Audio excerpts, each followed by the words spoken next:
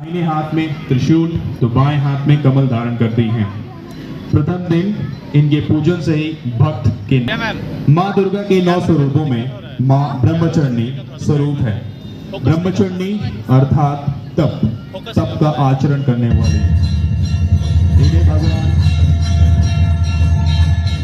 इन्होंने भगवान शिव को पति रूप में प्राप्त करने के लिए कठोर तप किया, इसलिए ये ब्रह्मचर्णी कहलाई। माँ ब्रह्मचर्णी का स्वरूप अत्यंत ज्योतिर्मय धारण करती हैं। इनकी उपासना से साधक को 2 सदाचार संयम की प्राप्ति होती है। तो एक बार जोर से बोलिए माँ ब्रह्मचर्णी की।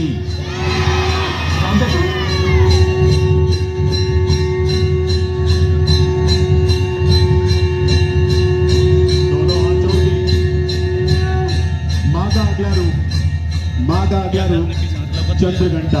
माँ का अगला रूप नवरात्रि के तीसरे दिन माँ चंद्रघंटा का पूजन किया जाता है। ये माँ दुर्गा की तृतीय शक्ति है। इनमें ब्रह्मा, विष्णु और महेश तीनों की शक्तियां समाहित हैं। इनके मस्तिष्क पर अर्धचंद्र सुशोभित है, इसी कारण से ये चंद्रघंटा कहलाती हैं।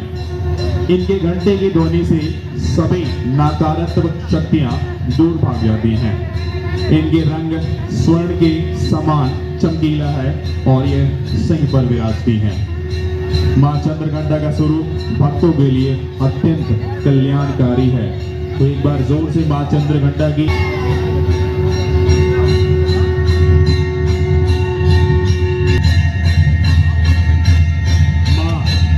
माँ का अगला रूप कुष्मांडा माता। नवरात्रि के चौथे दिन माँ दुर्गा के चतुर्थ स्वरूप कुष्मांडा माता की पूजा का विधान है। जब चारों ओर अंधकार ही अंधकार था, तब माँ की ऊर्जा इस कारपेट से स्टार्ट कराइए, सृजन हुआ। वहां तक माँ कुष्मांडा कमल, अमृत, चक्र, गदा, कमंडल धारण करती हैं। माँ के 8वें हाथ में माला सुशोभित रहती है और ये भक्त को भव सागर के पार उतारती है और लौकिक परलौकिक उन्नति प्रदान करती है। एक बार जोर से और प्रेम से बोलेंगे माँ कुष्मांडा माता की।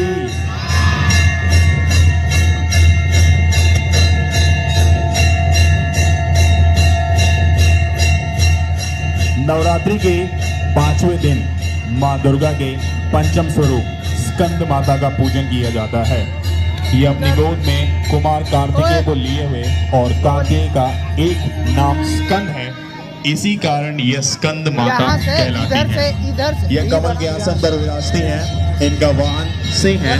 इनके स्वरूप स्नेहमय और मन को मोह लेने वाला है। इनकी 4 भुजाएं हैं। 2 भुजाओं में कमल सुशोभित है, तो वह एक हाथ पर मुद्रा में रहती है। एक हाथ से अपने गोद में स्कंद कुमार को लिए हुए हैं। स्कंद माता सदैव अपने भक्तों के कल्याण के लिए तत्पर रहती है। तो एक बार प्रेम से स्कंद माता की।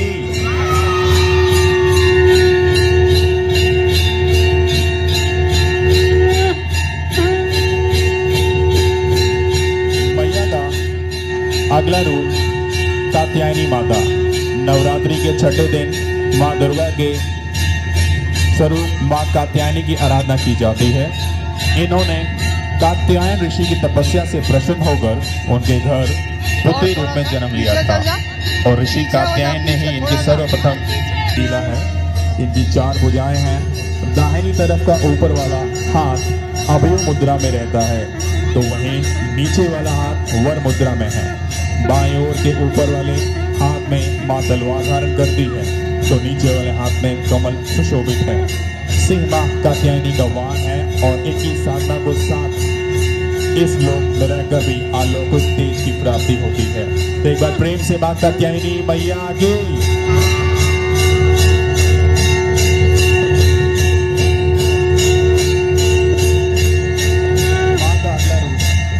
माँ का अगला रूप कालरात्रि माता।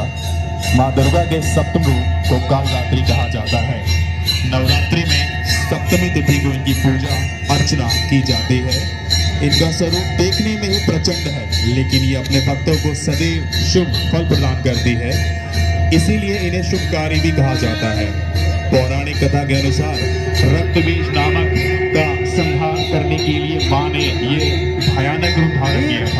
इनकी पूजा आगे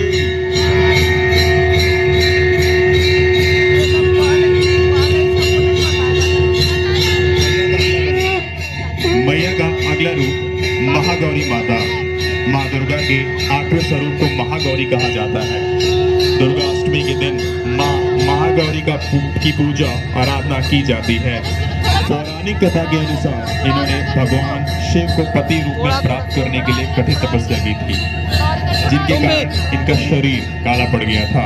भगवान शिव ने प्रसन्न होकर इनका गौरवांश प्रदान किया, इसलिए ये महागौरी कहलाई। एक बार प्रेम से महागौरी माता की।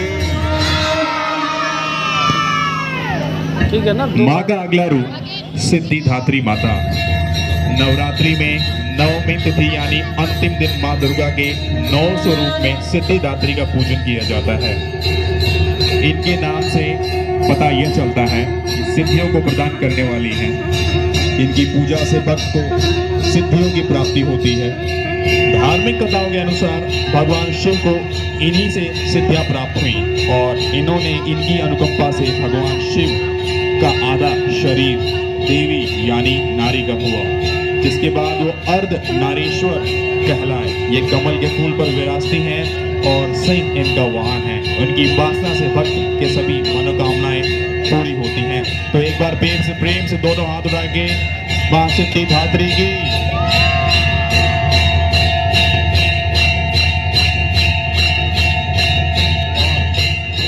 और अंत में इन 9 रूपों का एक स्वरूप माँ दुर्गा।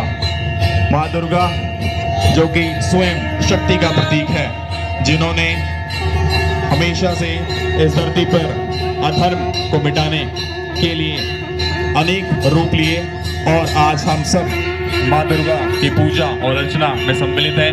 तो एक बार दोनों हाथ उठा के प्रेम से बोलेंगे जय मैया दुर्गा की।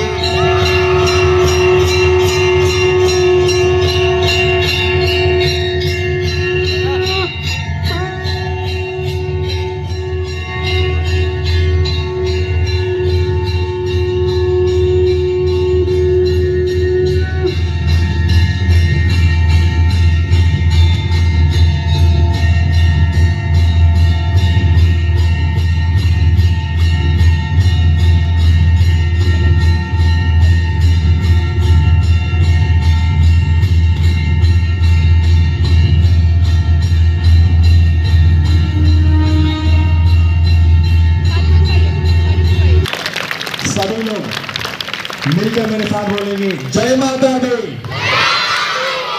सारे बोले, मिलकर बोले, एक बार फिर से बोले।